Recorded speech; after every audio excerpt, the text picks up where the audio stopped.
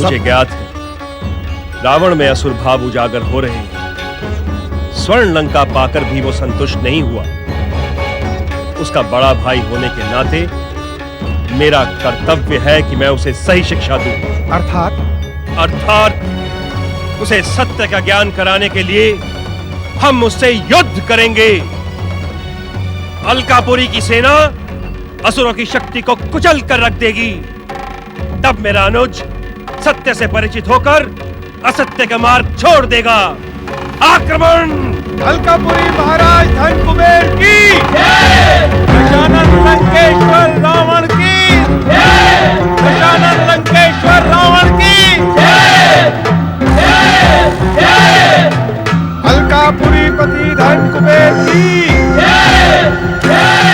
जय! दशानन लंकेश्वर रावण की जय! दशानन लंकेश्वर रावण की जय! जय! जय! अलकापुरी पति धन कुबेर की जय! जय! जय! संग्राम! आक्रमण!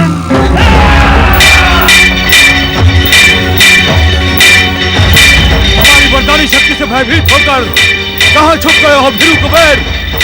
आओ, सामने आओ और हमारे प्रहारों का सामना करो। आओ!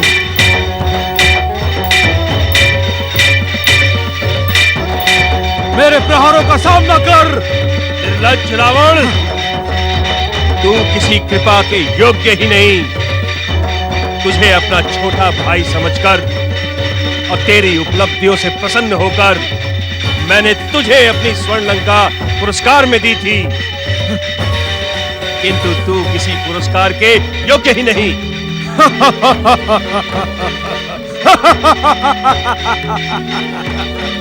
मेरे कृपा का तूने अनुचित अर्थ निकाला दुष्ट। मेरे प्रहार तेरे अत्याचारों से संसार को मुक्ति प्रदान करेंगी।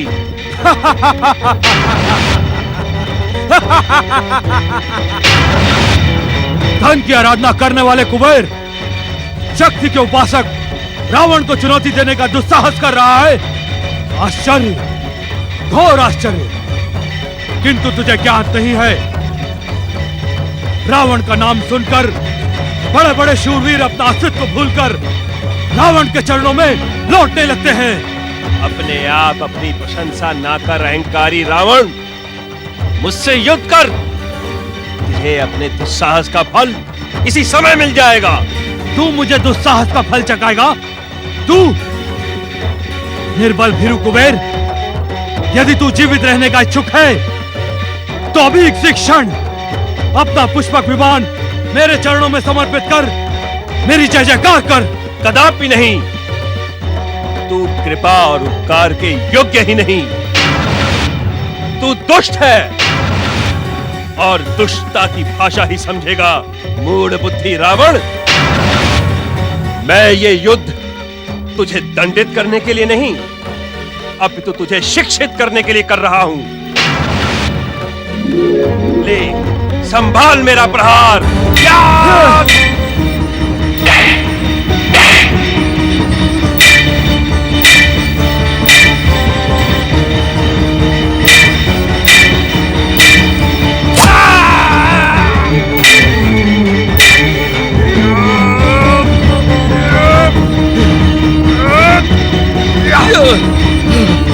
रावण, तू बार बार भ्रमित होकर अलकापुरी में कुछ मांगने आए।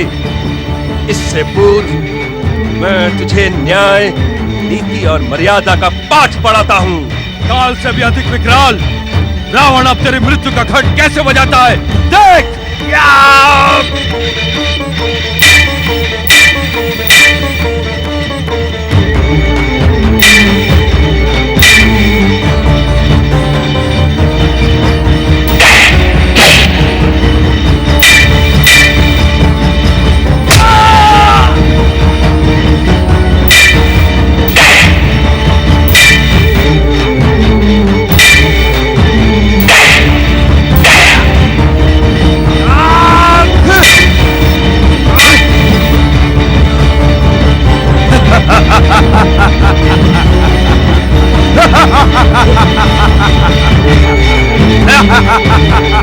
अब बचा ले अपना मृत्यु खंड।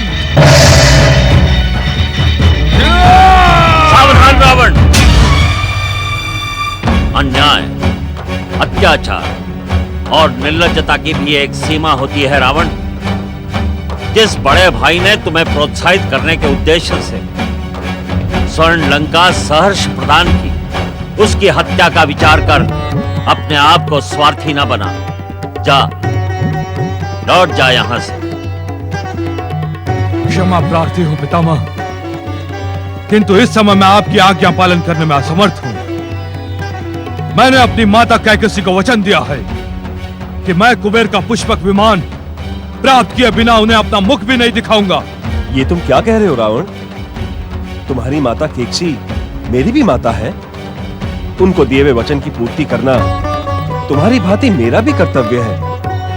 यदि तुमने इस बात का उल्लेख पहले किया होता तो इतने निर्दोष व्यक्तियों का रक्तपात न होता। जिस तरह मैंने तुम्हें स्वर्ण लंका प्रदान की थी, उसी तरह मैं तुम्हें पुष्पक विमान भी प्रदान करता हूं। कुबेर, भविष्य में कीर्ति गाथा तुम्हारे स्वभाव की प्रशंसा में कभी संकोच नहीं करेगा। रावण, ऐसे आदर्श भाई के प्रति उपकार व्यक्त करो।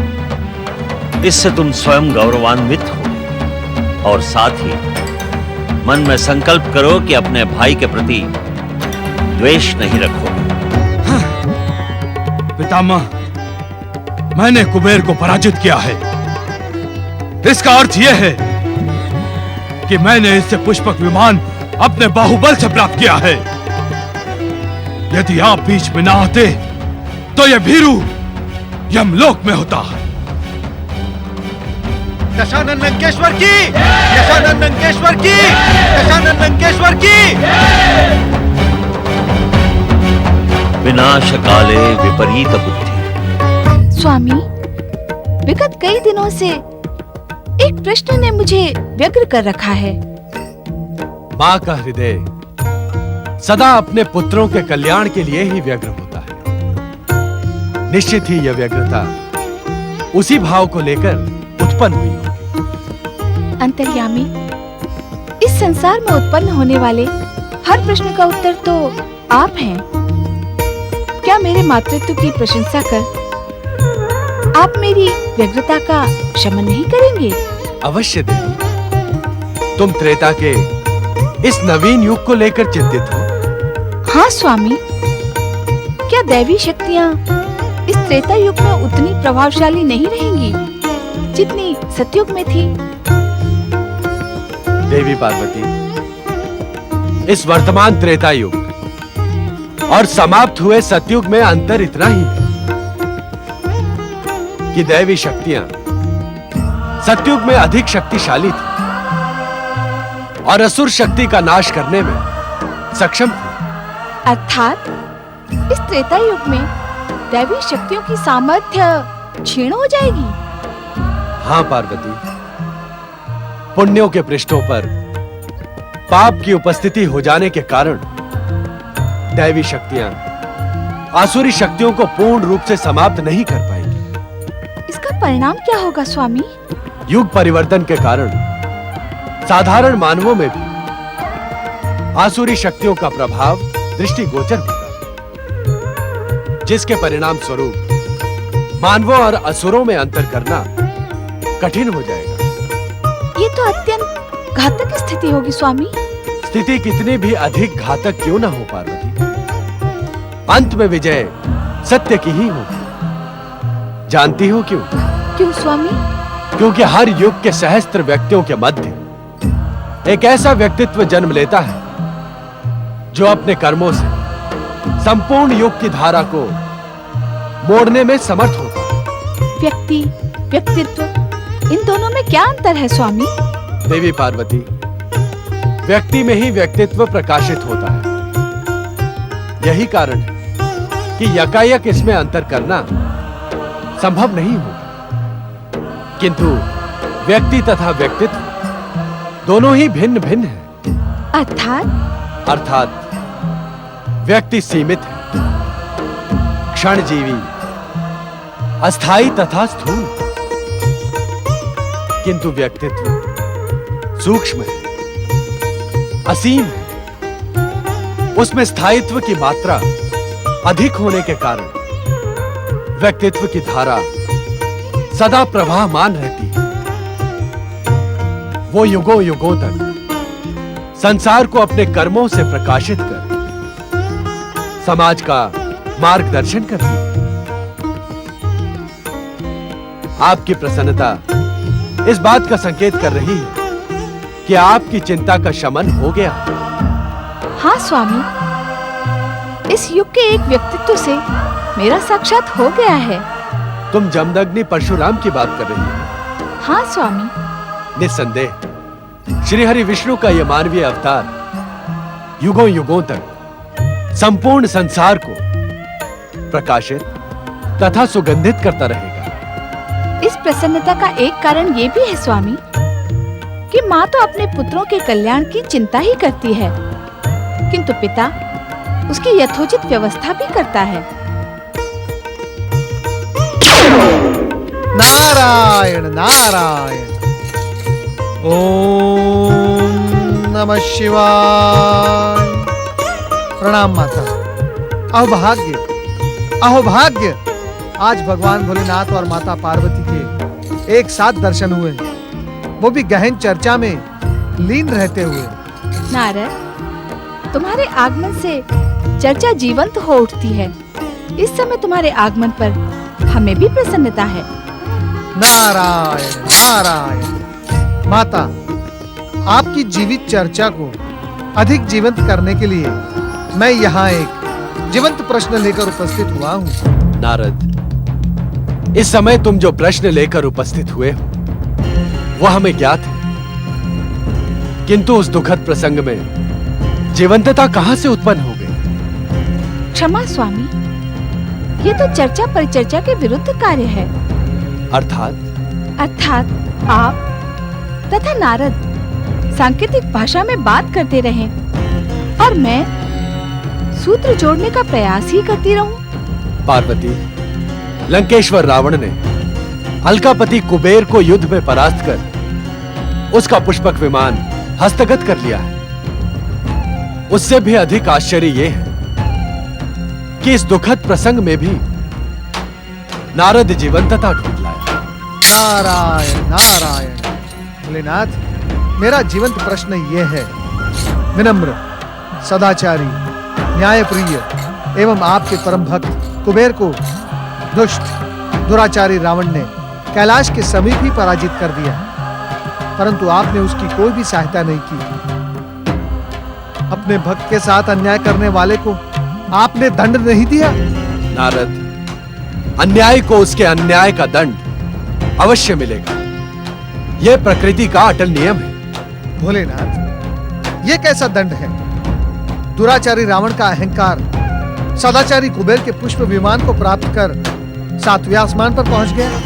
नारद, दुराचारी को कभी कभी दंड तत्काल ही प्राप्त हो जाता है तथा कभी कुछ समय पश्चात। अर्थात? तनिक प्रतीक्षा करो, तुम्हें तुम्हारे इस अर्थात का उत्तर मिल जाएगा। नंदी, आज्ञा स्वामी। कुछ समय पश्चात एक व्यक्ति विमान द्वारा हमारा कैलाश क्षेत्र पार करेगा, किंतु तुम अपनी शक्ति से उसे तब तक रोके रहोगे जब तक हम उससे भेंट न कर लें। जो आज्ञा स्वामी। नंदी, ध्यान रहे, तुम वानर मुखी रूप धारण करो तथा समस्त शिवगणों को अपने साथ लेकर जाओ। जो आज्ञा स्वामी।